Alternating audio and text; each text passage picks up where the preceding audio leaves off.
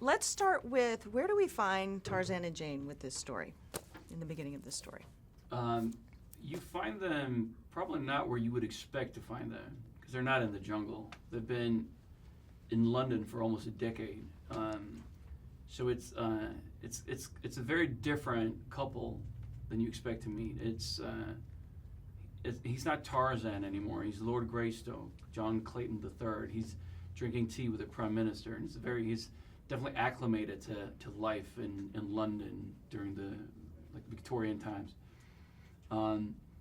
But you can sense that he has everything. I mean, he's married to Jane, the most amazing woman, and they live in.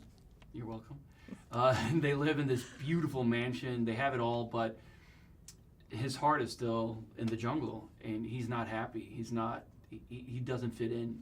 He's trying. I think he's there. It's a sense of duty and obligation. He feels because his parents are dead, and it's his legacy. He is the Greystoke. He has to be there and kind of run this place. And but he doesn't. He misses the jungle, and I think Jane knows that. So when Sam Jackson's character, George Washington Williams, shows up with this invitation to go to the Congo, even though John is very reluctant to go, Jane knows that that's where they want to be. That's where they belong. They have to kind of accept this invitation and go down.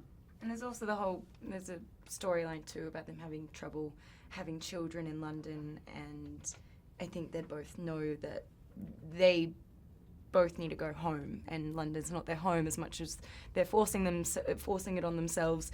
They know that that's home, and ultimately, well, that's home for definitely feels like home for Jane, and deep down, that's Tarzan's home too. And then when they get back there, it kind of makes sense. It's a complicated situation because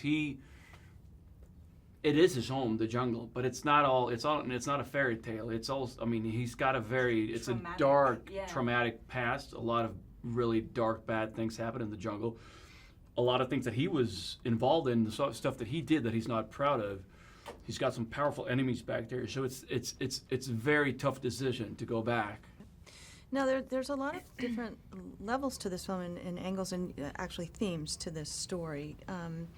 Can you talk a little bit about those, and how would you describe this story to maybe somebody that's new to Tarzan or the old Tarzan fans? Like, how would you describe this story or this film?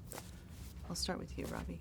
I think there's definitely like we spoke about, the whole theme of home and finding your home and where you belong, and I think that also is kind of relevant in all the other Tarzan stories, because he doesn't, he's growing up with the apes and things, but he's not really one of them, but he doesn't really belong in London either. So I think it's just kind of like finding home and protecting that, and there's so many different aspects of that in the film, and different families, I guess, in the film. And the happiness of being with your family, your loved ones, when you see them in this very affluent environment in the beginning of the movie where they have everything, and when they come back to towards the end of the movie when they're with the Kuba and they live in huts, and it's a very different lifestyle, but they're with their family, their loved ones, and that's where they're happy. They don't need this massive mansion and everything they had in London. That just felt cold and empty to them, didn't it? Because they weren't surrounded by people they loved.